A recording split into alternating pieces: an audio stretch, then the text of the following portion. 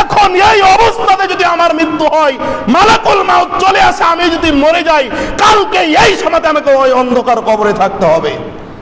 কথা আমার বুঝতেছেন না? এখন এই অবস্থাতে যদি মরে যান, বাজে কয়টা? একটা ধরলাম। এই একটার সমাধি যদি আপনি মরে যান, কালকে একটা বাজবে কোথায়? আপনি এখন মরলে আপনার এলাকাবাসী কান্নাকাটি করবে, বন্ধু মাইকে এলান হয়ে যাবে, রাত 9টা হতে হতে তোমাকে কবরে রেখে চলে আসবে। কি জীবন আমাদের, একটু চিন্তা করে দেখছেন না যে আমাদের জীবনটা কি? যে এখন যদি মারা যায়, এখন মসজিদে বসে আছি, এখন যদি মারা যায়, কালকে আমার উপরে বাসের ফালাটি থাকবে। এই সময়তে এতটুকু সময়ের আমাদের দাম নাই, আমাদের জীবনের মূল্য নাই।